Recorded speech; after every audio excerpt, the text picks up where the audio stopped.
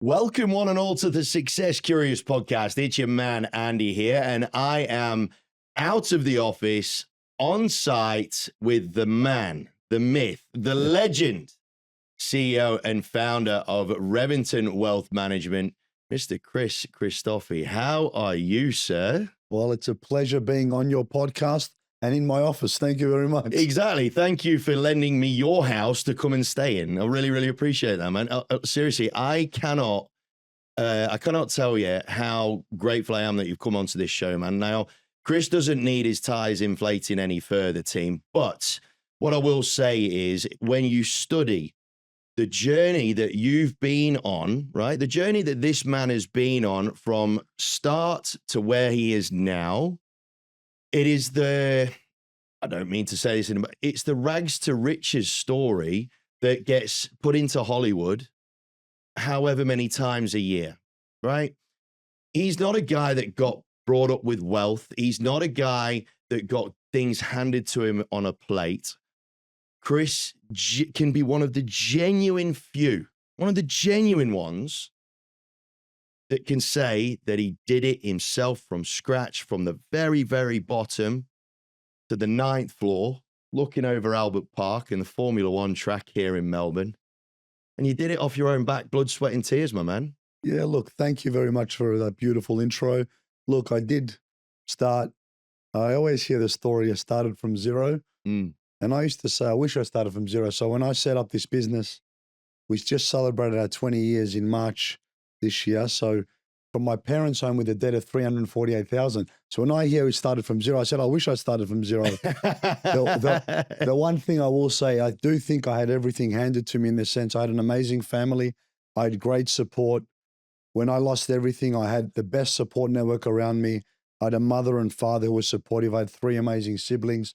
So yes, it came down to hard work, but it was modeled from seeing my parents come from Cyprus and work so hard to build an amazing life for 4 siblings. I was one of 4, give me everything I've won in terms of food, private education, which was a waste of my dad's money, me going. Oh, me, you both. However, I had every opportunity because I had a great supporting family. And I had the modeled behavior of hard work. No one's going to do it for you. And it's something that resonated with me. And as I grew up and I can look back and say, what an amazing upbringing I had, what 2 great role models I had, always food on the table, always respectful, always had manners, always kind, would always share. They showed me what I needed to do to become successful financially, but more importantly, how to be a good human being. So I had that modeled for me and I was very, very fortunate.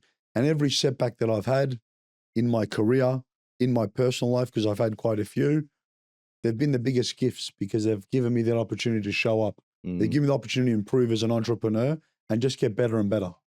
See, there's a whole bunch of things that I need to unpack in there around a lot of the misconceptions when it comes to success. Okay, because a lot of the time, and this is where I have this belief where there seems to be a bit of a chasm between the haves and the have-nots, right? Where the haves wonder why the have-nots don't just rock up and crack on, and the have-nots look up and go, geez, like there's no chance on this planet I'll ever be able to do this, and so on and so forth. And you must have some mythical, magical DNA that I don't have, right? And so I really want to unpack a couple of things that you mentioned in there. But Chris, before we get stuck into the meat and potatoes of this podcast, my friend, I have this question that I always ask all of our guests, right? Now, I believe that to be a successful human, it comes in 4 different elements, success, connection, influence, and happiness. And they all live in an ecosystem where one can't survive without the other. And I'm interested because one thing that Chris hasn't mentioned yet, which we're going to talk about, is the importance of your philanthropic work in terms of not just the perception of it, but in terms of how it fills your cup as well. I'm really interested to hear about that as well. But before we crack on, Chris, tell me, what's your definition of a successful human? A good, kind human. My definition of success is what my kids say about me. My definition of success is what people say about me when I'm not in the room. My definition of success is the impact I have on my fellow human beings. Wealth is a very, very small component because wealth doesn't build character. I believe it reveals it. So if Mm.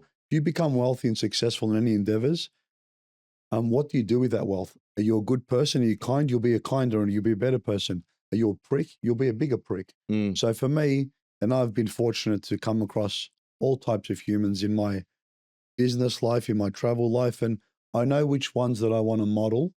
I know which ones I want to be like. And my father taught me a lot of that. So from a definition of success, it's who you are as a human being when people aren't watching, what you do when people aren't. Success is important to me, trophies and winning stuff and admiration. People go, I'm not mentioning this to brag. I don't care if I brag. It's who I am. I'm proud of it. It's what I do. It's what motivates me. You mentioned the philanthropic work, of course, but it's what people say about that person as a human being when no one's watching. Would you stop and help someone on the street? Would you be kind? Are you trying to make someone happier? And I always think it's always a better place when you try to do something nice for the next person, when it's something that they can't benefit from. So my philanthropy work is everything to me. Yeah. It's a big part of who I am as a person. I'm really interested in that answer for a couple of reasons. So a lot of what you said there is not based on your own perception of success. It is how success within you as is defined by those around you. Who I love. And human beings, yes. Which is interesting because a lot of the time when we hear that, when I get these definitions, and there've been some incredible definitions, some fabulous ones. Very rarely do people talk about how success is interpreted and how success is absolutely at the mercy of the interpretation of it from those around you, right? So it's almost like it's a conversation here around confidence versus arrogance, right? Where arrogance is absolutely, it's someone that's delusional, it's someone that is absolutely unaware of those people around them in terms of how their presence is making those around them feel, think, act, speak, all the rest of it, right? Whereas confidence, which is such a critical part of success, is when what you say is what you do, is who you are, is why you exist, and they all connect with each other, and it's unequivocal. You mentioned it before, like, and I say to my kids, they go, Dad, I go, when I leave someone, my goal is to make them smile or to make them happy or to make them feel good. And I read something because I'm an avid learner. It's one of my biggest passions, my work, my philanthropy and learning, and my family. That's where I spend 99% of my times. And I think the biggest goal for me to define success and evolution as a human is to become more and more enlightened, to become more self-aware, to become more given. So you don't hear people, what's your definition of success? 10 million, 100 million, a billion. And sure, those metrics, especially when I was younger, were more important to me. But now it's to become more enlightened. What does enlightened mean? To be a better human being, to be more giving, to be a nicer person. So for me, I look at my father as the perfect role model of a human being, and everyone says that about their father, but I'm yet to meet a person to say a bad word about my dad because he's so kind and giving, and I've taken so much from him. And the relentless part of my ambition is my mother. So I have a very, very good blend of both my parents. But when it comes to just a straight up awesome, great human being that's simple, humble, that's my father. There's something that sparked my interest here with what you just said.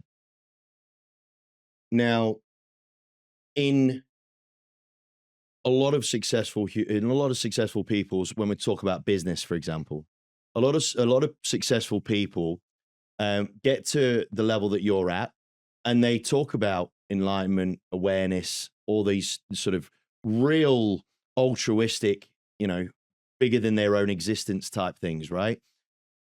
But the process of it, because you mentioned it then, you were very open with it. When you were younger, your focus was very much on the dollars and cents, the growth of wealth. The results. Right? Everything was about that, results. Yeah. So that was most of everything that was important to me, getting the outcome. I didn't care what I'm going to do.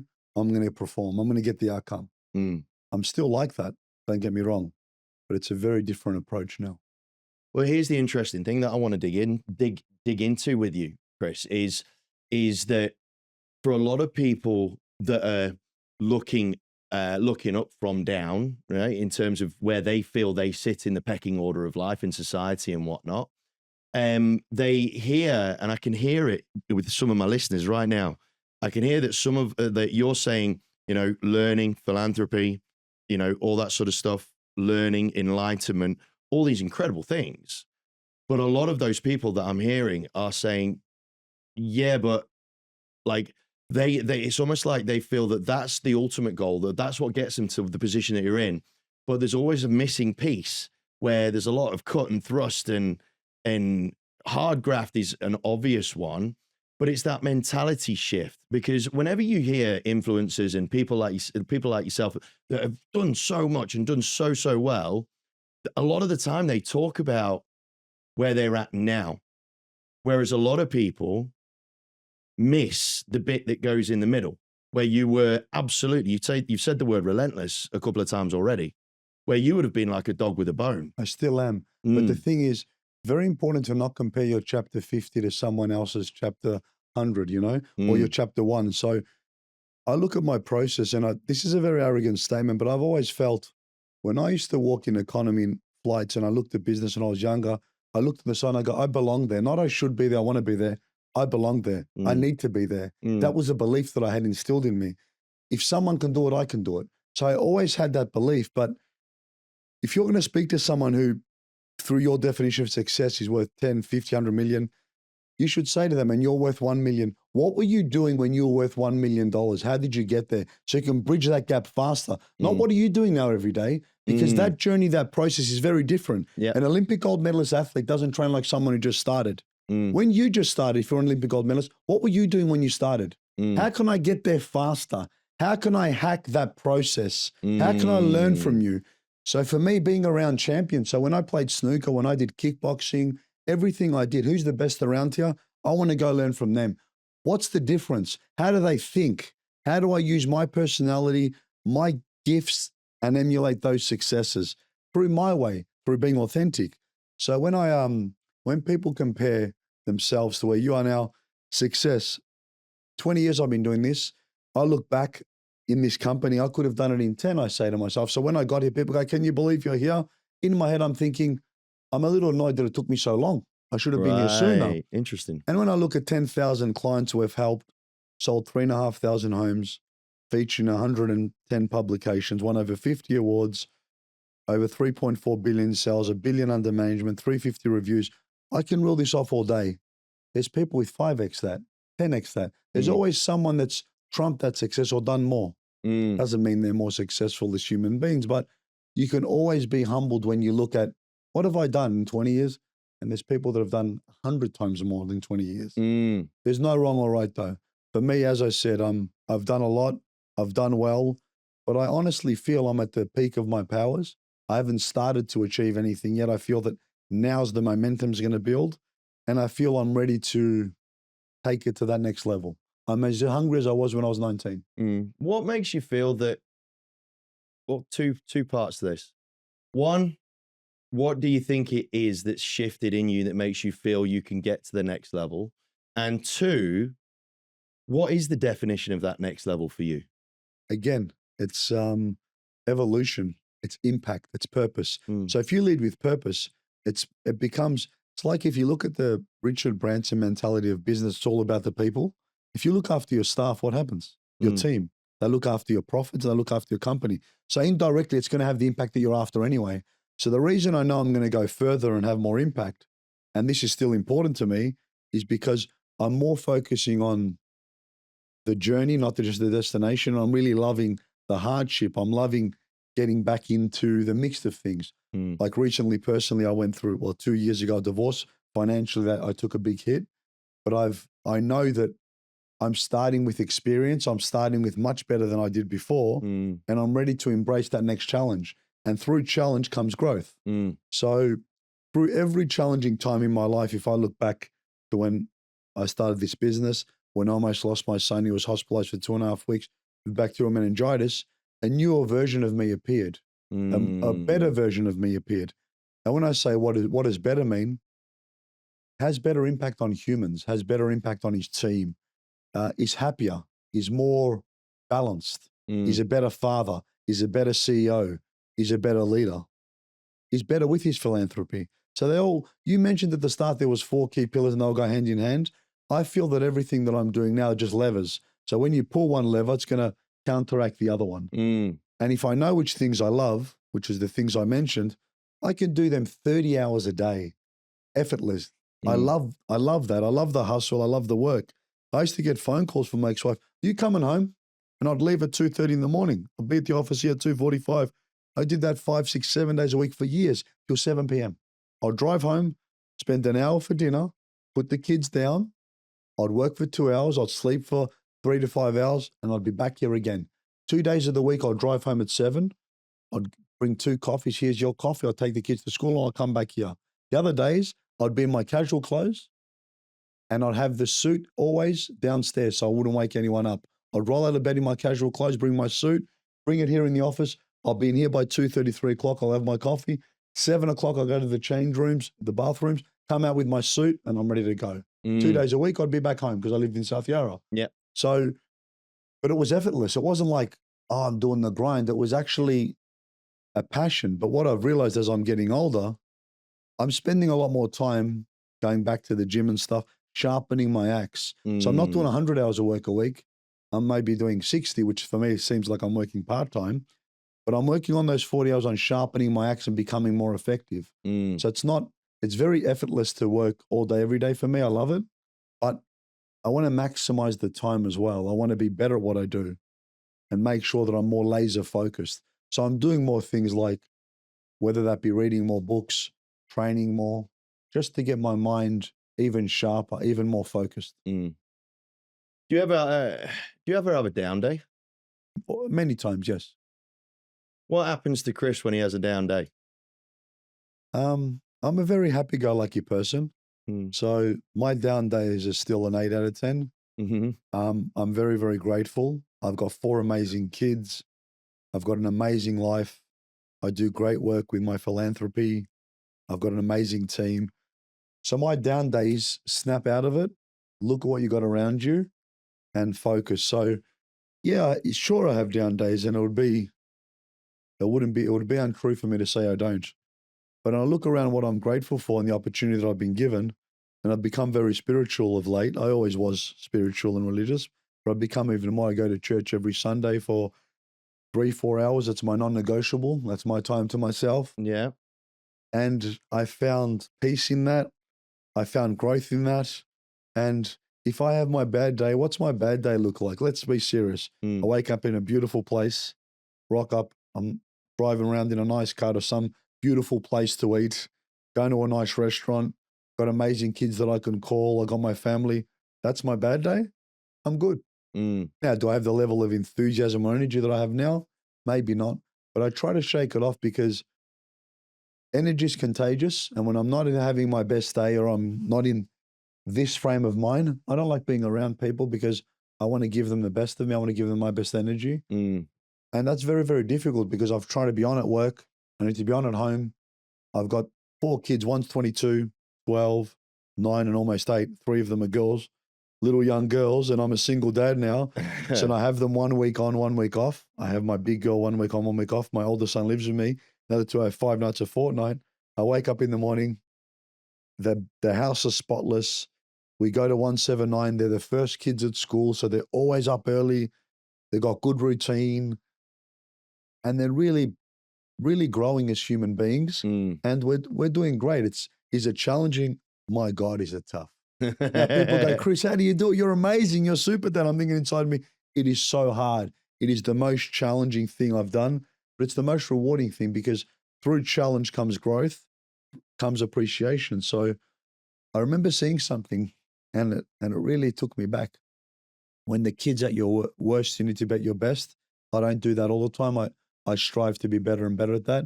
And I also remember that, let's say we live an average life to 80, and this really resonated with me. And our kids move out at, what age would they move out? 20, 25? Roughly. Let's say that. And you live till you're 80. You might see your kid for another 6 to 12 months collectively over the next course of their life. For a dinner, for a holiday.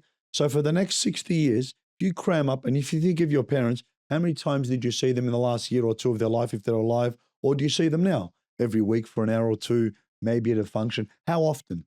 So when I saw that, I resonated with this shit. I've got 20 years with my kids, and then I've got 1 year collectively with all those little times.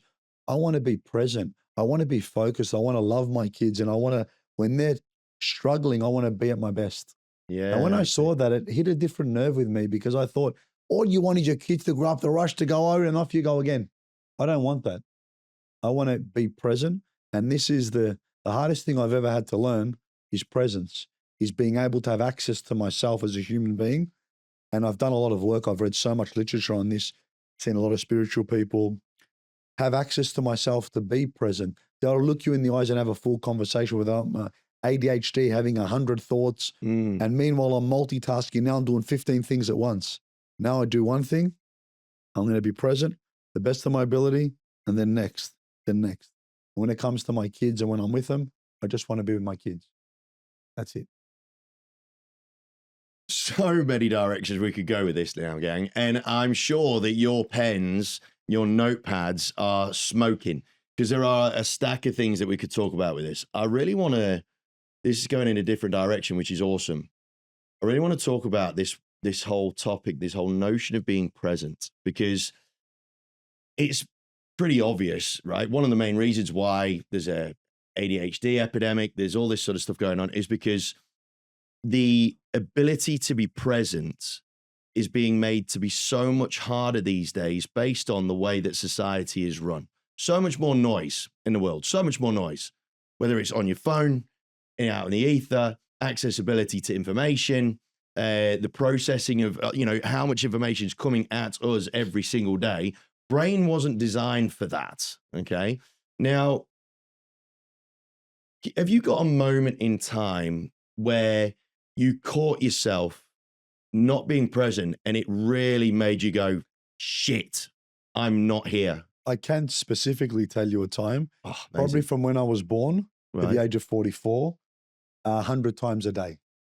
Right. It was a big issue, a big challenge for me, and one of the hardest things I've ever had to learn. And I'm still trying my best to learn it through Eckhart Tolle books, through Joe Dispenza, through courses, through mindfulness, through Stoicism, through a bunch of books, and through, I was sitting in church for 3.5 hours. My brother said this to me like a month ago.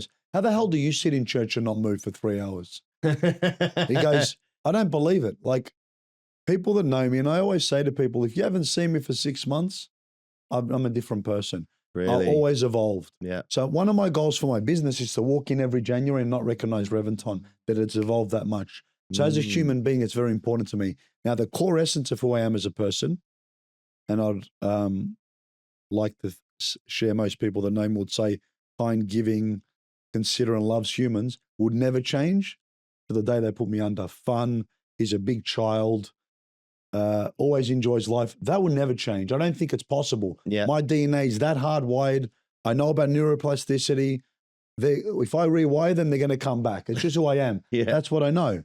But in terms of evolution, to try to keep evolving, if you haven't seen me for 6 months, probably a different person. As an example, I remember I used to be a big punter. I haven't punted for almost 8 years. I was punting for 25 years. As an example. So, and there's many examples. At school, I wasn't reading a book. Now I read books. Last year, I did 82 books. This year, we're sitting here in Maine. I've done 47. I read 1 to 4 hours a day. I couldn't read half a paragraph. But now it's one of the most important things that I do. So I think evolving as a person, and I also read something, if you meet someone, the next time you meet them, you should always be open-minded because they're a different person. They're a new person. And you should always go into that relationship or that engagement with that mindset. Segueing us let's go into the connection side of things here, because if you're saying to people, if you don't see me for 6 months, then chances are I'm going to be a different person. That would therefore, you would think, alter the connection between you and that person, right? It does a lot of the times, yes. Does this cause difficulty for you? Do you find that can cause friction at times? And the reason why I'm asking this is because for a lot of people, they feel like at times they can't evolve to the extent that they would love to because of the fact that they feel constrained somewhat by the fact that they've got their relationships that they need to maintain, right? So take, for example, I'd say that the reason why, or one of the main reasons why me and the mother of my kids ended up calling it a day is because I evolved at a different rate to her, right? She's a cracking human being, amazing human being, can't fault her, and she's a kind, loving, caring person. But I changed significantly as a human being through the relationship. It took in the last couple of years, and it caused us to break. It caused that connection to break down. But did it break or did it evolve?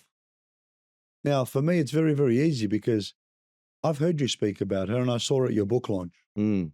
And you speak about her as a loving, kind human being who's a great mother and a great person, yes? Mm. So has it changed or do you still, or it's just evolved? So for me, it's, the reason my relationships might evolve, I'll always love the person. I'll always do anything for the person. Mm. But I know where I can spend my time or energy, where can it be best sourced. But if you need me or you call me, I'm there.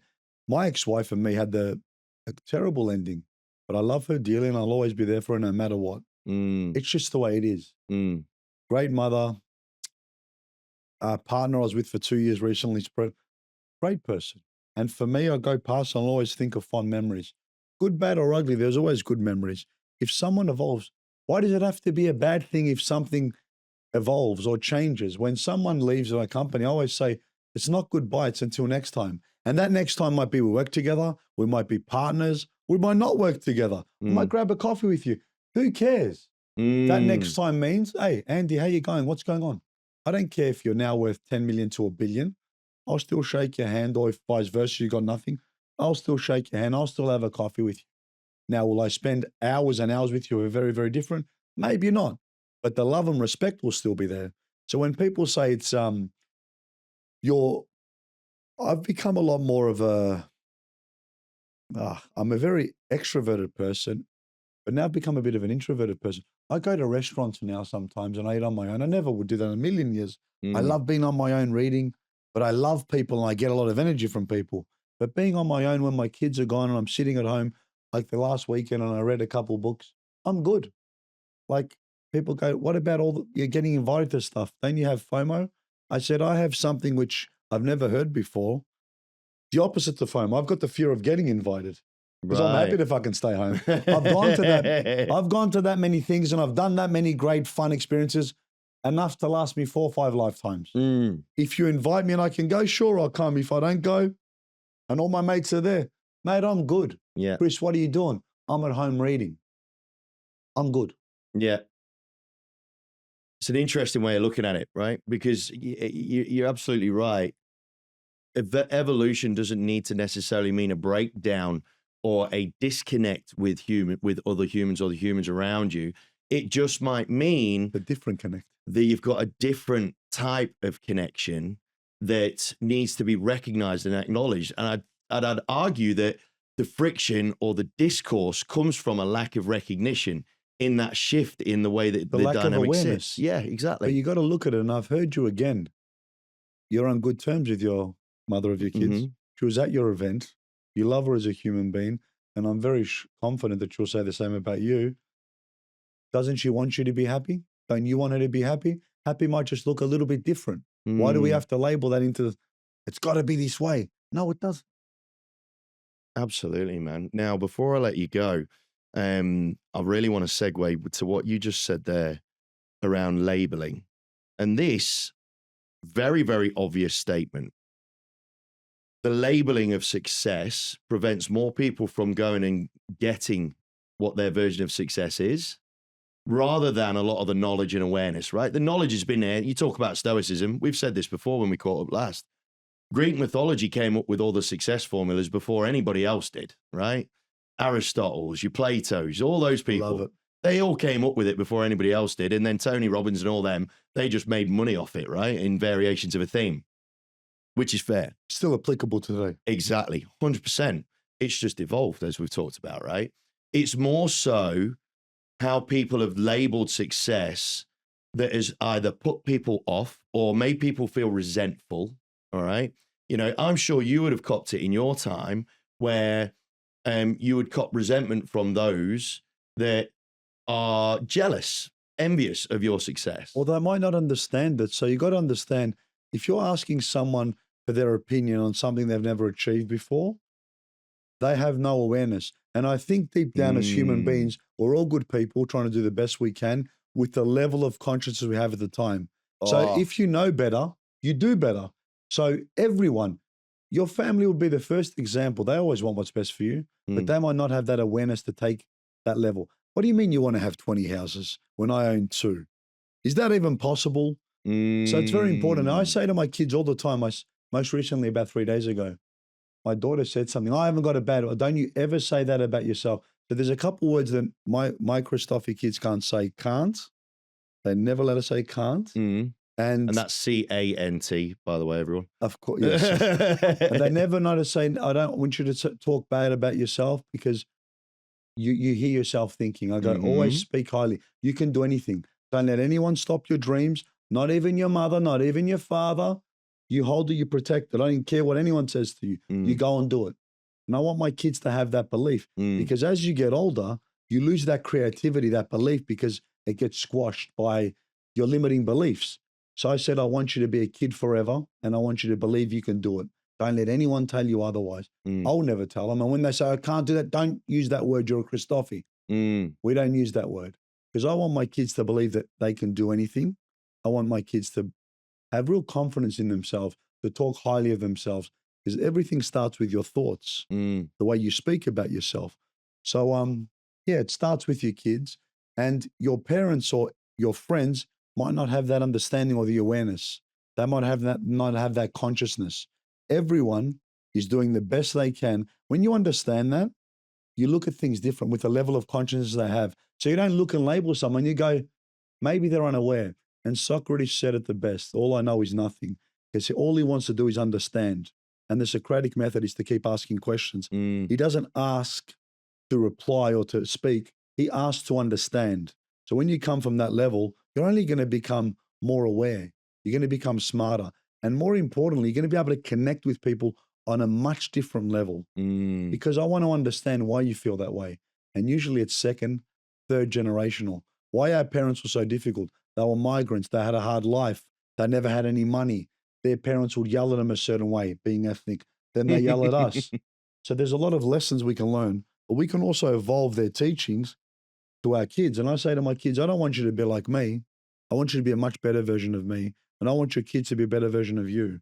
I want you to take my good points and I want you to evolve them into your household.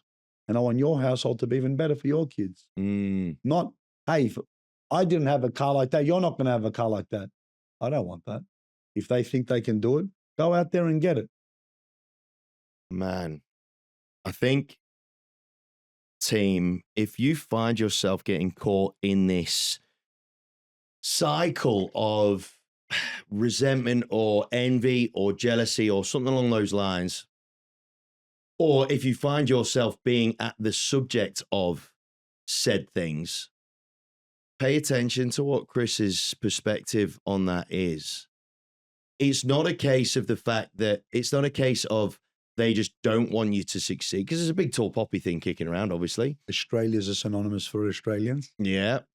But the antidote to the tall poppy syndrome is exactly what Chris just said. It's understanding the perspective that these people are coming from a level of awareness that makes it very difficult, if not impossible, to comprehend, to see, to visualize, to accept. That's not their fault, but nor is it yours.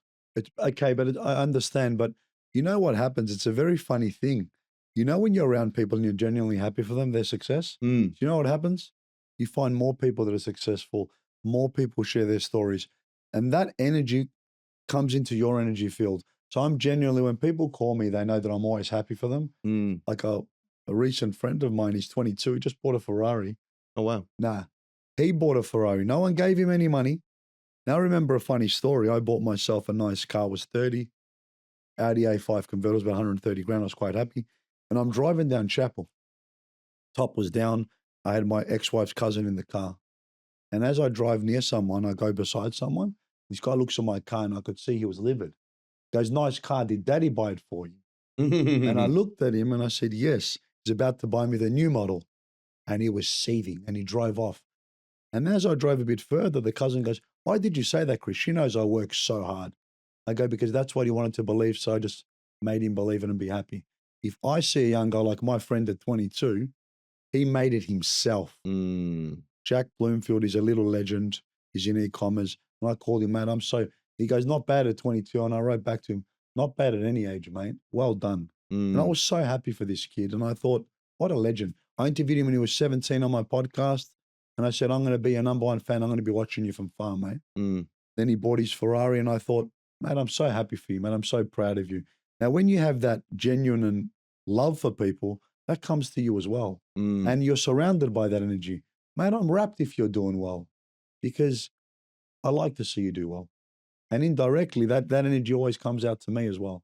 People share things with me all the time, because they know I'm genuinely happy. Yeah. Very different. How do you think people, because a lot of the time these people that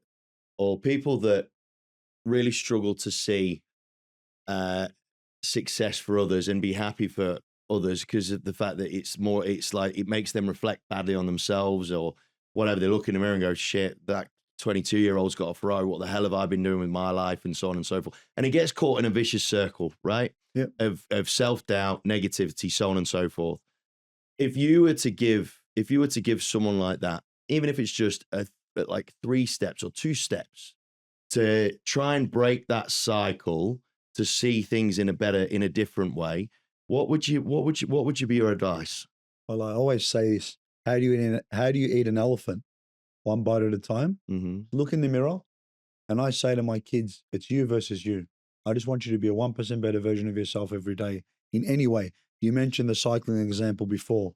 I don't care what it is. I want you to be better because those incremental gains over time compound into massive success. Now, success might be measured in money, cars, watches, wealth, impact. Your definition of success doesn't have to be someone else's. And I always say to my kids, no one's better at being you than you. You're unique.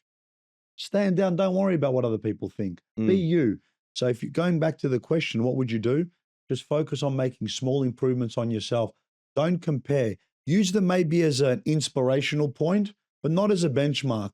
Because when you meet people that are, wow, I wanted to meet you, and then they're an absolute prick, what then? Use that as a benchmark. Now, a lot of people model themselves against people. I model myself against words. So if you speak to probably 20 people that know me and ask them, give me 5 words to describe Chris, I bet you that the 3 of the words will be identical with all of them. So I look up words in dictionary and I go, what would I have to be to epitomize this word? To be a kind, a giving person. What do I have to be? Now, for me, again, and I know we've segued in on a bit of a tangent, focus on yourself. Don't worry about other people. Use it as an inspiration or a benchmark. Be 1% better. Be 1% happier. Be 1% more aware. And slowly, you're going to think, wow, I've actually gone that far. I think the really key point in there was the distinction between inspiration and benchmark. I think people are too quick to judge themselves against the barometers for success of others. They might have had different opportunities too. Exactly. They were born in a different family. They had more doors open for them. They weren't 2nd, 3rd generation migrants. They found a business deal that really blew up and made a lot of money. You don't know what their story is. You know what your story is. Focus on that. Focus on you, because they might have been lucky. They might have been extremely hardworking. Now, I believe in luck. When you're hardworking, there'll be more luck. But whatever their case is, what other people think or say about you is none of your business. Focus on you. Focus on 1% better, Christofi, 1%. That's all. Because that's in my control.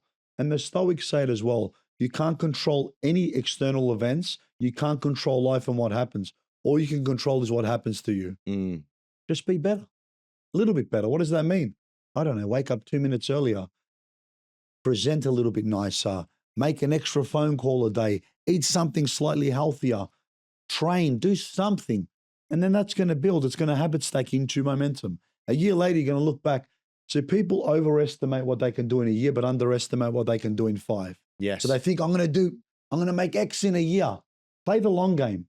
It's good to have goals.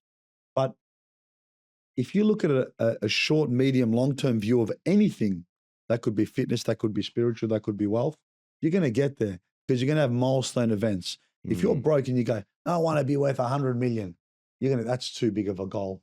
Hey, I just want to save 10 grand. I want to start investing. I want to get to 50. I want to get to 100. I want to get to 1 million. I want to get to 5. I want to get to 10. That's how you're going to get there.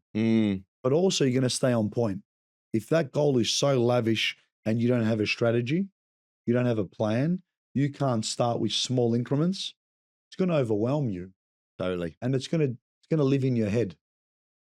And it's not going to give you the outcomes you want. I completely agree. What an incredible point to end on. Now, before I let you go, man, one last question we always ask of ourselves, and I'm sure you will have a number of answers for this.